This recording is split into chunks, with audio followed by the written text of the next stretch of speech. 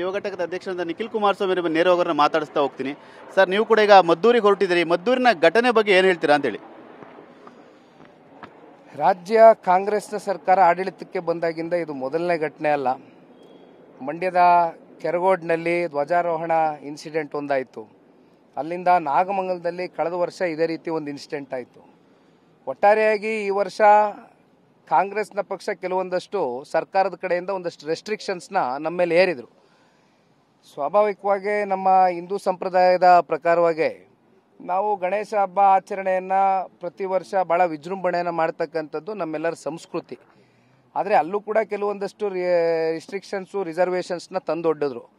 But ನಿನ್ನೆ ದಿನ ಆಗಿರ್ತಕ್ಕಂಥ ಇನ್ಸಿಡೆಂಟು ಮಸೀದಿ ಮುಂದೆ ಒಂದಷ್ಟು ಕಿಡಿಗೇಡಿಗಳು ಕಲ್ಲನ್ನು ತೂರಿ ಗಣೇಶ ವಿಸರ್ಜನೆ ಕಾರ್ಯಕ್ರಮದಲ್ಲಿ ಇವೆಲ್ಲವೂ ಕೂಡ ಇವತ್ತು ಬೆಳಕಿಗೆ ಬಂದಿದೆ. ನಾನು ಜಿಲ್ಲೆಯ ಸಂಸದರಾಗಿರ್ತಕ್ಕಂಥವರು ಜೊತೆಯಲ್ಲಿ ಕೇಂದ್ರದ ಸಚಿವರು ಮಾನ್ಯ ಕುಮಾರಣ್ಣವ್ರ ಹತ್ರನೂ ಕೂಡ ಮಾತನಾಡಿದ್ದೇನೆ. ಬಹುಶಃ ಈಗ ಅವರು ಕೂಡ ಪತ್ರಿಕಾಗೋಷ್ಠಿಯನ್ನು ಕರೆದಿದ್ದಾರೆ. ಆದರೆ ಒಂದು ಮಾತನ್ನು ನಾನು ತಿಳಿಸ್ಲಿಕ್ಕೆ ಬಯಸ್ತೇನೆ. ಇದಕ್ಕೆ ನೇರ ಹೊಣೆ ಕಾಂಗ್ರೆಸ್ನ ಆಡಳಿತದಲ್ಲಿ ಇರ್ತಕ್ಕಂಥ ವೈಫಲ್ಯತೆಗಳು ಗೃಹ ಸಚಿವರು, ಅದರಲ್ಲಿ ಎಸ್ಪೆಷಲಿ. ಯಾಕೆಂದರೆ ನಾನು ಪೊಲೀಸರ ಬಗ್ಗೆ ಇಲ್ಲಿ ಲಘುವಾಗಿ ಮಾತನಾಡೋದಕ್ಕೆ ಹೋಗೋದಿಲ್ಲ. ಪೊಲೀಸರನ್ನ ಒಂದು ರೀತಿ ಈ ಸರ್ಕಾರ ಒಂದು ಕೆಲಸ ಮಾಡ್ತಕ್ಕಂಥದ್ದಕ್ಕೆ ಆ ಸ್ವಾತಂತ್ರ್ಯವನ್ನು ಇವತ್ತು ಕಸ್ಕೊಂಬಿಟ್ಟಿದ್ದಾರೆ. ಪೊಲೀಸರ ಒಂದು ನೈತಿಕ ಆತ್ಮಸ್ಥೈರ್ಯ ಕುಗ್ಗಿದೆ ಇಡೀ ರಾಜ್ಯದಲ್ಲಿ ಇವತ್ತು. ಆದರೆ ಏನೋ ಒಂದು ಗುಪ್ತಚರಿ ಇಲಾಖೆ, ಇವು ಪೂರ್ವ ನಿಯೋಜಿತ ಕಾರ್ಯಕ್ರಮಗಳಿವೆಲ್ಲವೂ ಕೂಡ ಗುಪ್ತಚರಿ ಇಲಾಖೆಗೆ ಗೊತ್ತಾಗಬೇಕು. ಒಂದು ರಿಸರ್ವೇಷನ್ ವ್ಯಾನ್ನ ನಿಲ್ಲಿಸ್ಬೋದಾಗಿತ್ತು ಅಲ್ಲಿ ಮನ್ಸು ಮಾಡಿದರೆ.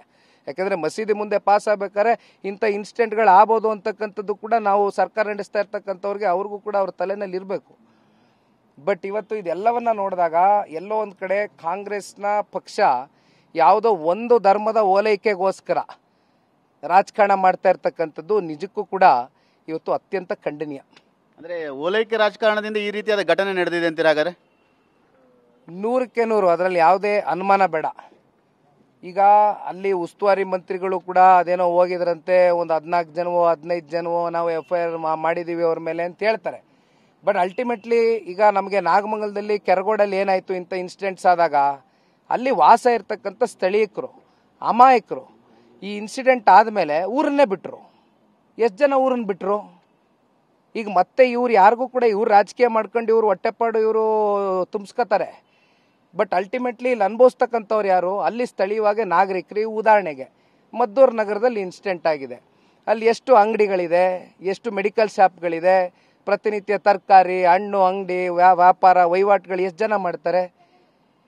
ಈಗ ಅಲ್ಲಿ ನಿಷೇಧಾಜ್ಞೆಯನ್ನು ಇವತ್ತು ಪೊಲೀಸರು ಜಾರಿ ಮಾಡಿದ್ದಾರೆ. ಈಗ ಅಲ್ಲಿರ್ತಕ್ಕಂಥ ಪಾಪ ಸ್ಥಳೀಯವಾಗಿ ಪ್ರತಿನಿತ್ಯ ಅವರ ವ್ಯಾಪಾರಗಳು ವಹಿವಾಟುಗಳಿಗೆ ಜನರ ಮೇಲೆ ಇವತ್ತು ನೇರವಾಗಿ ಹಿಂಸೆ ಆಗ್ತದೆ. ಇದಕ್ಕೆ ಕಾರಣ ಯಾರು? ಕಲ್ಲುಗಳೆಲ್ಲ ತೂರಾಟ ಆಗಿದೆ, ಉದ್ವಿಗ್ನ ಪರಿಸ್ಥಿತಿ, ಲಾಠಿ ಚಾರ್ಜ್ ಕೂಡ ಆಗಿದೆ ಸರ್. ಅಲ್ಲಿ ಲಾಠಿ ಚಾರ್ಜು ಮಾಡುವಂಥ ಪರಿಸ್ಥಿತಿಗೆ ಮೊದಲನೇದಾಗಿ ಸರ್ಕಾರ ಯಾಕೆ ತನ್ನನ್ನು ತಂದು ಹುಡ್ಕೋತು? ಕ್ಲೀನ್ ಆಗಲ್ಲ ಒಂದು ರಿಸರ್ವ್ ವ್ಯಾನ್ ಹಾಕಿ ಪೊಲೀಸರನ್ನ ಹೆಚ್ಚಾಗಿ ಹಾಕಿ ಮಸೀದಿ ಮುಂದೆ ಹಿಂಗೆ ಆಗ್ಬೇಕಾದ್ರೆ ಆಗ್ಬೋದೇನಪ್ಪ ಇಂಥ ಇನ್ಸಿಡೆಂಟು ಅಂತ ಫಸ್ಟೇ ಅವರೇ ಒಂದು 4 ಥಾಟ್ ಇಟ್ಕೊಂಡು ಮೈಂಡಲ್ಲಿ ಮಾಡಿದ್ದಿದ್ರೆ ಇವೆಲ್ಲ ಆಗ್ತಾನೆ ಇರಲಿಲ್ಲ. ಈಗ ಯಾರೋ ಅಮಾಯಕರ ಮೇಲೆ ಪಾಪ ಹಿಂದೂ ಪರ ಹೋರಾಟಗಾರರು ಸಂಘಟನೆಗಾರರು ಸ್ವಾಭಾವಿಕವಾಗಿ ಅವ್ರಿಗೂ ಕೆರಳಿದೆ. ಅವ್ರಿಗೂ ನಮ್ಮ ಧರ್ಮದ ವಿಚಾರಕ್ಕೆ ಸಂಬಂಧಪಟ್ಟಂಥ ಸಂದರ್ಭದಲ್ಲಿ ಧಕ್ಕೆ ಆದಂಥ ಸಂದರ್ಭದಲ್ಲಿ ಅವ್ರು ಬೀದಿಗೆ ಇಳಿದಿದ್ದಾರೆ. ಅಂಥ ಅಮಾಯಕರ ಮೇಲೆ ಹೆಣ್ಮಕ್ಳು ಎಲ್ಲ ಭಾಳ ಜನ ಹಿರಿಯಕರು ಹೆಣ್ಮಕ್ಳು ಯುವಕರು ಎಲ್ಲರೂ ಇದ್ದಾರಲ್ಲಿ ನೋಡಿದ್ವಿ ಬೆಳಗ್ಗೆಯಿಂದ. ಅವ್ರ ಮೇಲೆ ಇವತ್ತು ಪೊಲೀಸರು ಲಾಠಿ ಚಾರ್ಜ್ ಮಾಡಿದ್ರೆ ಏನು ಬಂತು? ಈಗ ರಾಜಕಾರಣ ಮಾಡಕ್ಕೆ ಹೊರಟಿದೆ BJP JDS ಅಂತೇಳಿ ಖುದ್ದು ಚೆಲುವರಾಯಸ್ವಾಮಿ ಹೇಳಿ ಈ ರೀತಿಯಾದ ವಿಚಾರಗಳಲ್ಲಿ ರಾಜಕಾರಣ ಮಾಡ್ಲಿಕ್ಕೆ ಹೊರಟಿದೆ, ನಮ್ಮನ್ನು ಎದುರಿಸ್ಲಿಕ್ಕೆ ಆಗ್ತಾ ಇಲ್ಲ ಅಂತೇಳಿ. ನಮ್ಮ ಜನತಾದಳ ಪಕ್ಷ ಎಂದೂ ಕೂಡ ಧರ್ಮದ ವಿಚಾರದಲ್ಲಿ ಜಾತಿ ಧರ್ಮ ಸಮುದಾಯದ ವಿಚಾರದಲ್ಲಿ ರಾಜಕಾರಣ ಇಲ್ಲಿವರೆಗೂ ಮಾಡ್ಕೊಂಬಂದಿಲ್ಲ, ಮುಂದೇನೂ ಮಾಡೋದಿಲ್ಲ. ಭಾಳ ಸ್ಪಷ್ಟ. ರಾಜಕಾರಣ ಮಾಡ್ತಕ್ಕಂಥದ್ದಕ್ಕೆ ವಿಷಯಾಧಾರಿತವಾದಂಥ ವಿಚಾರಗಳು ಸಾಕಷ್ಟು ವಿಷಯ ಈಗಾಗಲೇ ಕಾಂಗ್ರೆಸ್ನ ವೈಫಲ್ಯತೆ ಭ್ರಷ್ಟಾಚಾರ ಹಗರಣ ನಮ್ಮ ಕಣ್ಮುಂದೆ ಇದೆ, ಅದನ್ನ ಇಟ್ಕೊಂಡು ಮಾಡ್ತೇವೆ. ಬಟ್ ಧರ್ಮದ ವಿಚಾರದಲ್ಲಿ ನಾವು ಯಾವತ್ತೂ ಕೂಡ ರಾಜಕಾರಣ ಮಾಡ್ತಕ್ಕಂಥ ಪ್ರಶ್ನೆ ಇಲ್ಲ. ಆದರೆ ನಮ್ಮ ಧರ್ಮದ ಮೇಲೆ ಧಕ್ಕೆ ಆದಂಥ ಸಂದರ್ಭದಲ್ಲಿ ನಾವು ಕೈಕಟ್ಟೆ ಹಾಕೊಂಡು ಕೂತ್ಕೊಳ್ತಕ್ಕಂಥ ಪ್ರಶ್ನೆನೂ ಉದ್ಭವ ಆಗಲ್ಲ. ನಮ್ಮ ಪಕ್ಷದ ಹೋರಾಟ ಏನಾದ್ರು ಇದೆಯಾ ಸರ್ ಇದನ್ನ ವಿಚಾರ ಖಂಡಿಸಿ?